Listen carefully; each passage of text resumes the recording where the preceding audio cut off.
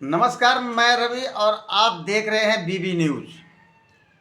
ठंड रुकने का नाम नहीं ले रही, पारा रोज घट रहा है, लेकिन राजनीतिक पारा रोज बढ़ रहा है। हालात ये है कि यहाँ जितनी ठंड है, राजनीतिक परिदृश्य में उतनी ही गर्मी है। खासकर लोकसभा चुनाव में अभी इंडी गठबंधन, आईएनडीए और एनडीए भाजपा गठबंधन, देखिए दोनों में लोकसभा चुनाव की क्या क्या घमासानें हो रही है। आइए पहले बात करते हैं आईएनडीए गठबंधन की। आईएनडीए गठबंधन जो विपक्ष का एक बहुत बड़ा गठबंधन बन रहा है, उसके अंदर पूरा घमासान मचा हुआ है। घमासान किस लिए है? सीट शेयरिंग का। आज 18 तारीख हो गया, 18 जनवरी। 20 जनवरी तक इन लोगों ने कहा था कि सीट शेयरिंग का मामला सुलझा लिया जाएगा, लेकिन अभी तो कुछ होता नजर नहीं आ रहा है। अभी तक इसके संयोजक का भी ठिकाना नहीं है कि आखिर संयोजक कौन होंगे।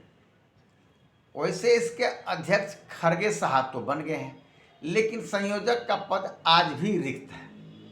दूसरी ओर जहां आप आइए कि पूरे देश में सीट शेयरिंग का मामला पूरी तरह से इंडिया गठबंधन में उलझा हुआ है। बिहार की बात करें तो बिहार में तो काफ़ी उलझन है। दिल्ली में भी कांग्रेस और आप में ठनी हुई है, कौन कितना सीट लड़ेगा। आ जाइए पंजाब, हरियाणा, वहाँ भी कांग्रेस और आप के साथ अभी तक तालमेल नहीं हो पाया है। बंगाल आइए, बंगाल में ममता दीदी जो हैं वो सीट देने को तैयार नहीं है। वो कहते हैं कि अकेले ही टीएमसी भाजपा को हराएगा। तो कांग्रेस का एक जवाब बयान आया कि कांग्रेस कोई भीख मांगने के वहाँ नहीं जाती है। अब इस तरह के विवाद उठ रहे हैं। गोवा में आइए, गोवा में भी वही स्थिति है। मतलब कि अभी तक सीट शेयरिंग का मामला पूरी तरह उलझा हुआ है। ऐसे में क्या होगा इस गठबंधन का भविष्य, कुछ कहा नहीं जा सकता। इसलिए नीतीश कुमार जी अपने आप को धीरे धीरे इस गठबंधन से अलग करते नजर आ रहे हैं, क्योंकि उनको मालूम है कि इस गठबंधन से कुछ होने जाने वाला नहीं है।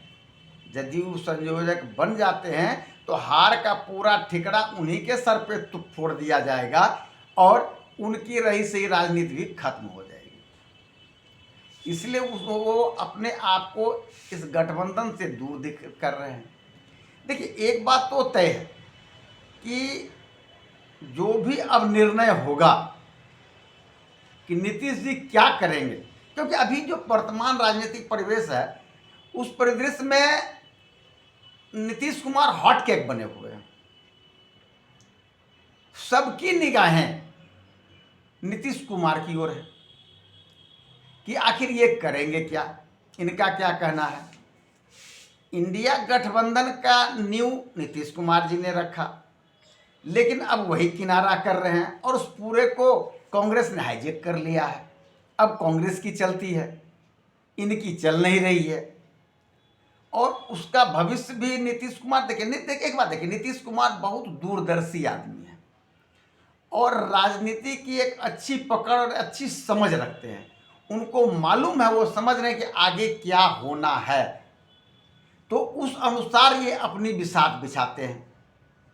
एक बात ये इनको क्लियर है कि यदि इंडी गठबंधन में ये रहते हैं तो इनको घाटा के सिवा नफा नहीं है। यदि गठबंधन इनको 17 सीट दे भी देती है तो इनके लिए 17 सीट निकालना कठिन है, शायद ही सीट 2-4 निकल जाए। क्योंकि जिस ओबीसी की बात ये करते हैं तो उसमें जो यादव 14% है वो तो इनको वोट देने से रहा, बाकी 13% जो है उनके साथ भी इनके संबंध अच्छे नहीं। ईबीसी में भी इनका भीतर घात चल रहा है। इसके बाद इनकी अगेंस्ट कंपेंसेसी चल रही है, जिसके चलते ये पूरी तरह घिरे हुए हैं। और इनका सीधा उपाय है कि ये एनडीए की ओर चले जाएंगे। ये तय है, लगभग ये तय है कि 26 जनवरी के बाद बिहार में सत्ता परिवर्तन लगभग तय सा नजर आ रहा है। ऐसा इसलिए सॉरी, ऐसा इसलिए कि 22 तारीख को मंदिर का शिलान्यास भगवान बैठेंगे, तब तक कोई बात भाजपा समय नहीं दे रही, क्योंकि उसने अपनी पूरी ताकत उधर झोंक रखी है। इसके बाद 24 को जो है नीतीश कुमार जी एक बहुत बड़ा रैली कर रहे हैं, और 26 को गणतंत्र दिवस, यानी कि एक क्रमबद्धता चल रही है। और जो कुछ भी होगा, जब अब जो लग रहा है वो 26 के बाद ही कुछ हो पाएगा।